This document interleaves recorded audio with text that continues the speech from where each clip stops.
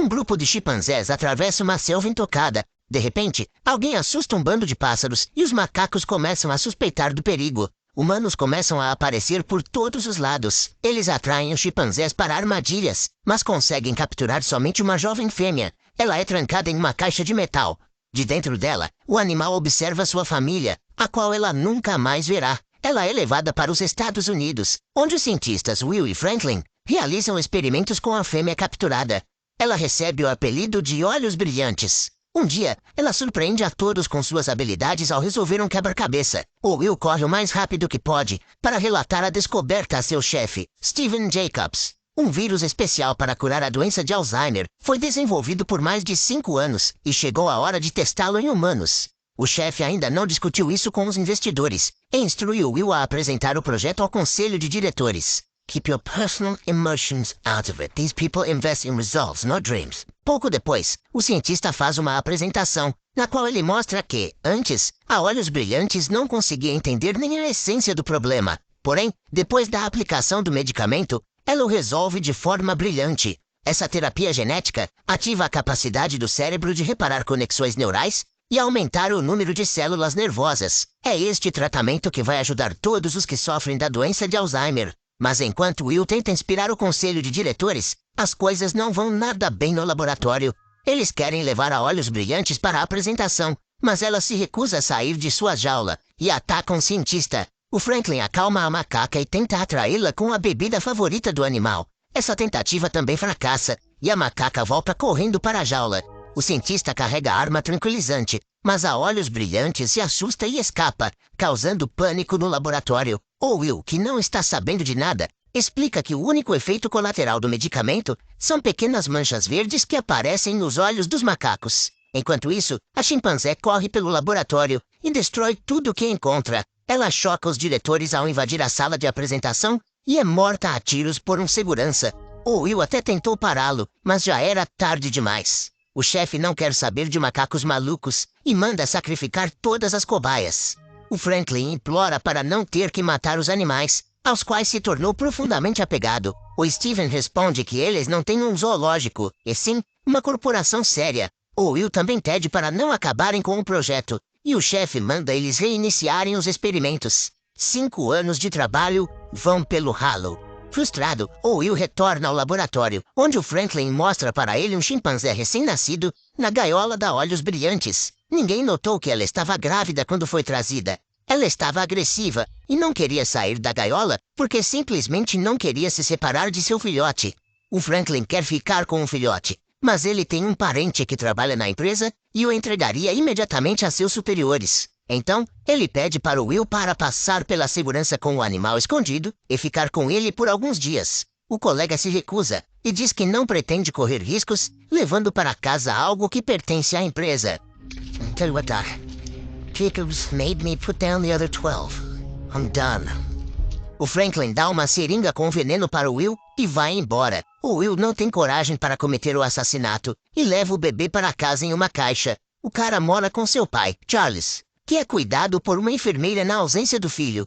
O ex-professor de música tem Alzheimer e ele tenta desesperadamente tocar uma melodia no piano que antes costumava tocar com facilidade. Ele cumprimenta o filho com um sorriso e pergunta como foi a prova de química que ele acha que o rapaz teve. O Will mostra ao pai o filhote de chimpanzé. O homem se apega a ele na mesma hora e o batiza de César. À noite, o Will cuida do bebê que grita e o animal agarra seu dedo de uma maneira fofa. Isso traz um pouco de luz para aquele dia terrível. De manhã, o filhote surpreende ao beber sozinho na mamadeira. Embora tenha apenas um dia de vida, o Will nota manchas verdes em seus olhos e resolve ficar com o macaco para estudá-lo. 3 anos se passam e o César perambula livremente pela casa do Will sem supervisão. Ele sabe linguagem de sinais e pode resolver quebra-cabeças melhor do que crianças em idade escolar. No entanto, o César ainda não pode sair na rua e costuma ficar observando os filhos do vizinho pela janela de seu quarto no sótão. O Will está trabalhando em sua pesquisa sobre o animal de estimação quando ouve um barulho em sua casa. O Charles grita com a enfermeira e tenta arrancar uma lâmpada de suas mãos. A lâmpada se estilhaça, fazendo um corte no braço dele. A enfermeira já está exausta e diz para o Will que seu pai precisa de supervisão constante em uma casa de repouso. No mesmo dia, o Will rouba no trabalho alguns frascos do medicamento que nunca foi testado em humanos. Antes de ir dormir, ele o injeta no pai e o César vê isso. Pela manhã, o Charles recupera a habilidade de tocar piano. O Will fica radiante, mas, ciente dos riscos, verifica cuidadosamente os sinais vitais de seu pai. Neste momento, o César vê as crianças andando de bicicleta na rua. Ele sai por uma janela aberta e encontra uma bike abandonada na garagem do vizinho. Uma menina vê o chimpanzé e seu pai, Douglas, expulsa o intruso com um taco de beisebol. O Will e seu pai param o vizinho a tempo e levam o César embora. Só que, durante a fuga, o animal cortou profundamente a perna. Então, o Will leva o macaco ao veterinário do zoológico. A doutora Caroline gosta muito do macaco e ele gesticula que quer convidá-la para jantar.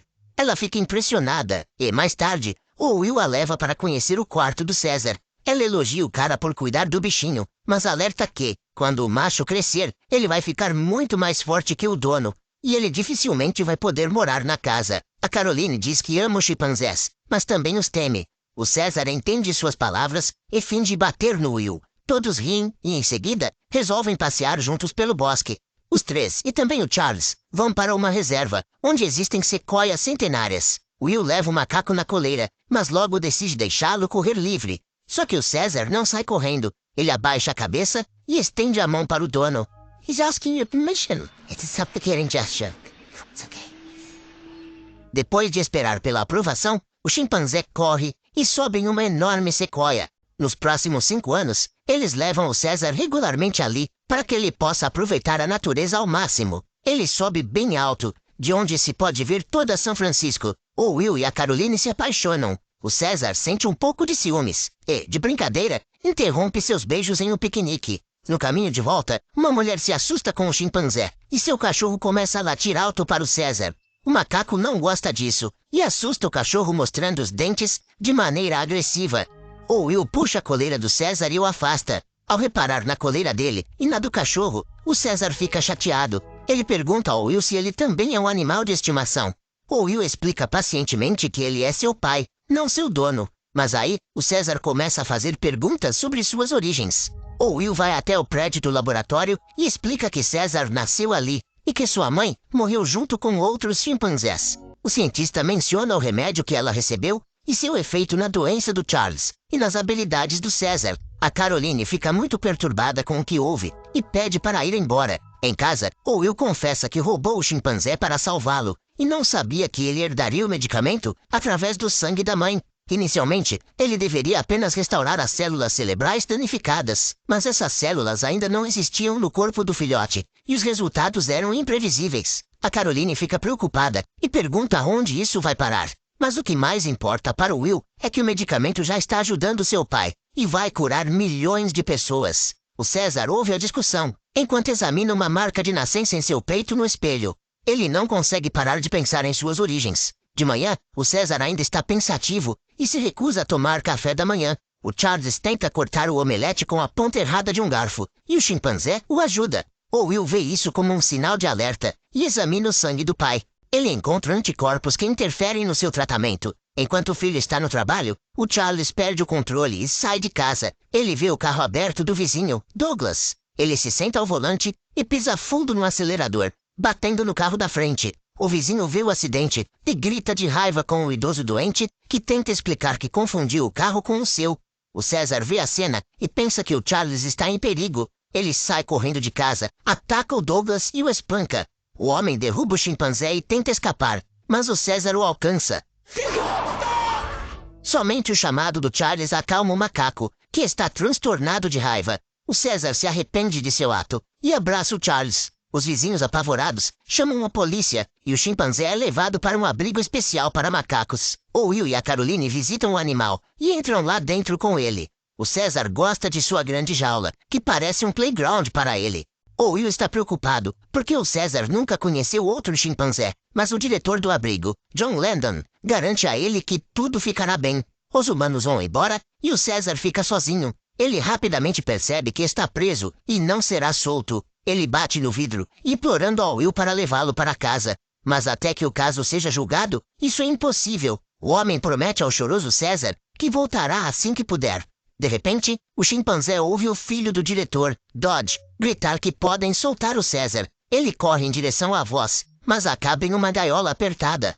Depois de enganá-lo, o Dodge ri do macaco estúpido. Além do César, há dezenas de primatas que gritam e se batem contra suas jaulas. O Will é informado de que ele não poderá pegar o César antes de 90 dias. Ele começa a discutir com a mulher no balcão, e ela responde que o macaco poderia facilmente ter sido sacrificado. Em casa, o Charles também está muito chateado com a ausência do César. O homem está afundando na doença, perdendo a personalidade, pois o medicamento não funciona mais. O Will deve agir de forma decisiva para recuperar seus entes queridos. No trabalho, ele vai até o chefe e revela a ele que tem dado o remédio roubado ao pai todo esse tempo. Ao saber que, além de derrotar a doença, o medicamento melhora a memória e a inteligência, o Steven dá sinal verde para o novo projeto do Will.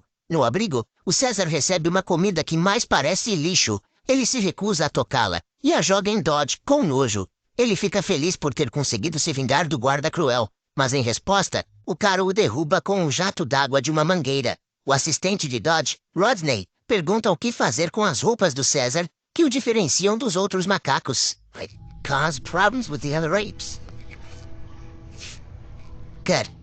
Os guardas vão embora e o César chora, deitado no chão frio de sua jaula. Ele vê um pedaço de giz e o usa para desenhar na parede. Ele desenha a janela do sótão de casa, pela qual gostava de olhar.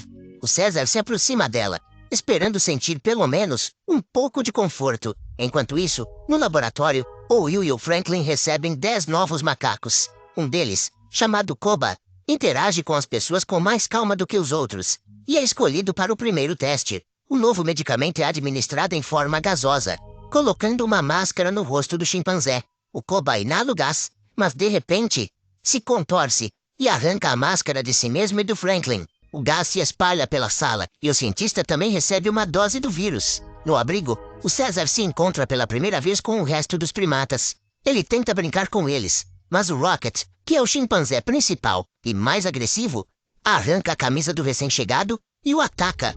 O César tenta se esconder dele em uma árvore, mas o líder o alcança e o joga no chão. O Dodge vê a luta e acalma os dois macacos com dardos tranquilizantes. No laboratório, os resultados não demoram a chegar. A inteligência do Koba aumentou muito e ele consegue até escrever o nome de Steven na lousa. O Franklin percebe que o sistema imunológico do macaco está fazendo um ótimo trabalho ao lidar com os efeitos colaterais do vírus. Enquanto isso, o cientista começou a espirrar sangue. Naquela noite, um orangotango chamado Maurice se comunica com o César usando linguagem de sinais. Ele explica que a aprendeu no circo, onde se apresentava antes de ir para o refúgio.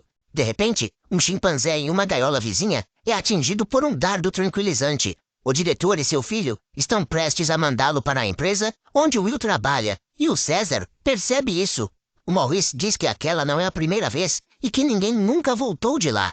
Ele diz ao novo amigo para não se destacar, porque os humanos não suportam macacos espertos. Pouco depois, o Will e a Caroline visitam o César. Ele diz que se sente mal e está machucado. Eles veem os ferimentos no corpo do amigo. O Will fica furioso, ataca o Dodge e o culpa por tudo. O Landon interrompe a briga. O Will pega a chave que está pendurada para soltar o César, mas é proibido de fazê-lo até uma decisão judicial. O César implora para ser levado para casa, mas o Will e a Caroline só podem estender as mãos para ele através das grades. O homem diz para o chimpanzé para não perder as esperanças, e a visita é interrompida. O César os observa, sem entender por que estão fazendo isso com ele. Ele entende isso como uma traição, e, com raiva, apaga o desenho da janela da parede. Na hora do passeio, o César sobe o mais alto que pode e olha para a rua pela janela no telhado do recinto. Ele percebe que um grande gorila chamado Buck nunca sai de sua jaula. Mais tarde, o Dodge traz seus amigos para ver os macacos e dá um choque nas gaiolas de aço para dar um show. Os primatas ficam assustados e gritam com as descargas elétricas. Um dos caras nota o César, que o chama com um gesto. O chimpanzé agarra o homem pela jaula e rouba uma faca de seu bolso. É com ela que, à noite, o César constrói uma chave mestra com a qual destranca sua cela. Ele avisa o Maurice e então abre a gaiola do Buck e o acorda gentilmente. O gorila fica com raiva até descobrir que está livre. Ele anda alegremente pelo quintal e agradece ao César por sua ajuda. Em seguida, o fugitivo solta o Rocket e o desafia na frente dos demais macacos, que estão observando de suas jaulas. César o derruba, mas o poupa. O Rocket vê o enorme Buck atrás dele e jura lealdade ao novo líder do bando. O Will também não consegue dormir e quer injetar o novo vírus em seu pai, mas o Charles balança a cabeça em silêncio, recusando o tratamento. Ele pega o filho pela mão e o Will adormece ao lado dele. O Charles parte dessa para melhor enquanto dorme. Ao lidar com os pertences de seu pai após o funeral, o Will encontra uma fotografia do César que o Charles guardava com ele. A Caroline o conforta e diz que nem tudo neste mundo pode ser mudado. Ao chegar ao trabalho, o Will descobre que o Steven está fazendo testes sem seu conhecimento para lançar o medicamento no mercado mais rapidamente. Ele avisa dos riscos e tenta deter o chefe. O Steven ameaça demitir o cientista e o Will, cansado de interferências, resolve se demitir. O Franklin não está no trabalho porque está cada vez pior.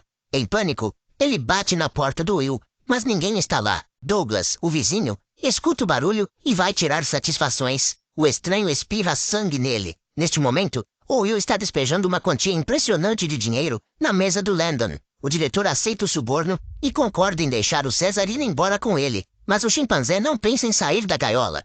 O Will chama seu amigo para ir para casa, mas a coleira em suas mãos se torna a gota d'água para o animal. Sem nenhuma expressão, o César fecha a gaiola na cara do seu ex-dono. Ele não abandonará seus irmãos naquelas condições. Caesar? I guess he likes it better here with his own kind. O Will sai de mãos vazias, enquanto os macacos gritam em apoio ao novo líder. À noite, o César sai da jaula novamente e ensina o Rocket a dividir os biscoitos entre todos os prisioneiros. Maurice pergunta por que o César fez isso, e ele explica que os macacos precisam se unir, porque separados, eles sempre serão derrotados. Maurice responde que os macacos são estúpidos demais para trabalhar em equipe. O César se dá conta de que isso é verdade. Depois disso, ele vê o Rodney colocando o código na fechadura da porta. À noite, o macaco repete a combinação e sai pela janela do telhado. Primeiro, ele visita sua casa e vê o Will e a Caroline dormindo juntos. Ele olha a geladeira e encontra os frascos de gás, que eram para o Charles. O César rapidamente se dá conta do que tem em mãos e corre para o refúgio para borrifar a substância nos seus amigos. Pela manhã, o César examina os olhos dos primatas para ter certeza de que seu plano funcionou. O Landon percebe que os animais estão agindo de maneira muito estranha, mas sai sem fazer nada. Enquanto isso, o Franklin é acordado morto em sua casa. O César se recusa a voltar para a jaula após seu passeio, e o Dodge entra no pátio com a arma de choque. Rodney também aponta seu rifle de um local seguro. O diretor ataca o César, mas o macaco agarra sua mão. Take a stinking paw off me, you damn 38!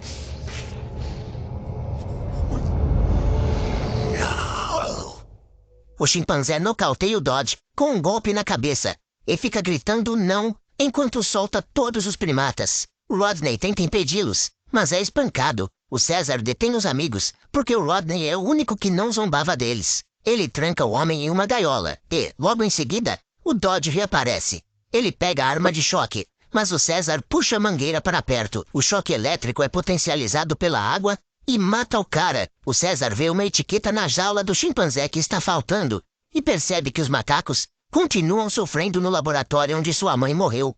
Depois de soltar o Buck, o César conduz os macacos até o telhado, de onde eles saem do abrigo para sempre. Ao amanhecer, eles chegam à cidade. O Will acorda e percebe que alguém invadiu o quarto do César durante a noite. Ele liga para o abrigo, mas ninguém atende. Ele e a Caroline vão até lá e encontram o corpo do Dodge, bem como um recipiente quebrado do vírus. Rodney revela que o César aprendeu a falar e levou todos com ele. A polícia assume o caso.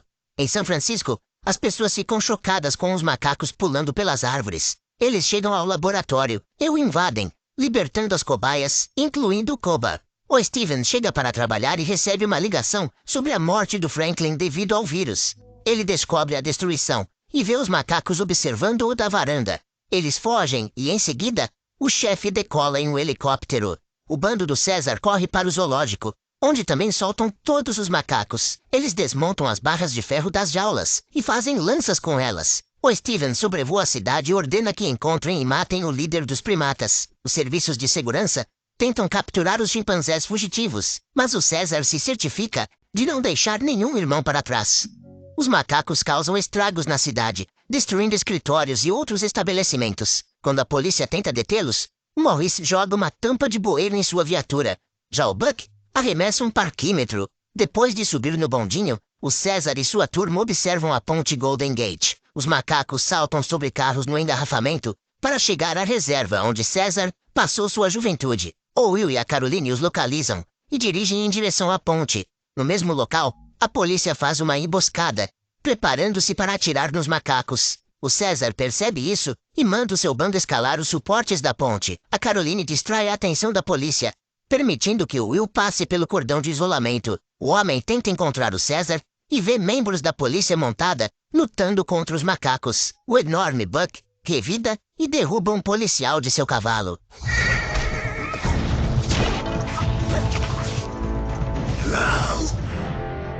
O César impede que um assassinato aconteça e manda seguir em frente. Os macacos tentam se esconder na névoa, mas um deles é morto por um tiro de helicóptero. Maurice fica furioso com isso. Por causa da densa neblina, a polícia não consegue ver os macacos. Para se proteger dos tiros, o César manda os gorilas virarem um ônibus e usá-lo como escudo. Depois disso, o César salta do nevoeiro, a cavalo, liderando o ataque. Os macacos pulam nos humanos, derrubando as metralhadoras de suas mãos. O Maurice lidera os orangotangos, que atacam por baixo. Juntos, eles expulsam os humanos e comemoram sua vitória. O Will aparece no local e chama pelo César.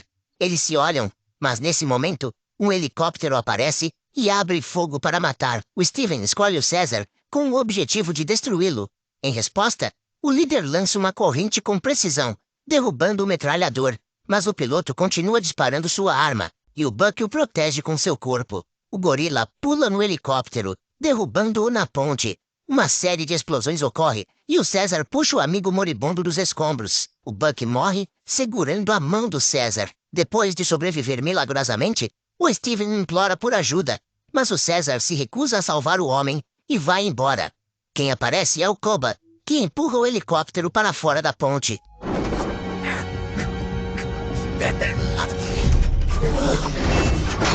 O Will entra no carro da polícia e segue os macacos, que fogem para a mata. Ele chama pelo César, mas o Kobo o encontra primeiro e o derruba. O César consegue deter o agressivo chimpanzé e o pressiona com sua autoridade, obrigando-o a se distanciar. Ele dá a mão para o Will, que se desculpa, e promete proteger o César se ele parar a destruição e voltar para casa. O macaco puxa o homem em direção a ele. O Will fica chocado ao ouvir a voz do César e o aceita em sua nova condição. Se ele realmente é um pai adotivo e não um dono para o chimpanzé, então deveria estar feliz por seu filho, que encontrou seu caminho. O Will aprova a decisão do César, que volta ao bando que está diante da sequoia preferida do líder. Ele sobe e olha para a cidade que conquistou. Mais tarde, o vizinho do Will, Douglas, chega ao aeroporto onde trabalha como piloto. Ele está sangrando pelo nariz. O homem não sabe do vírus que pegou do Franklin e que logo se espalhará pelo mundo. Para fazer o César parecer crível, seu comportamento foi copiado do comportamento de macacos cobaias, que aprenderam a linguagem de sinais. As expressões faciais dele foram interpretadas por um ator que fez um dos papéis principais em O Senhor dos Anéis. Você consegue adivinhar quem ele interpretou? Existem também muitos símbolos ocultos no filme. Quando os macacos sobem na árvore para escapar do refúgio, eles formam a silhueta de uma hélice de DNA. O César, além de levar o nome do grande imperador romano, é retratado em uma das cenas na pose da estátua do Pensador. Como sempre, você encontra o nome do filme na descrição do vídeo. Enquanto isso, conte para nós nos comentários.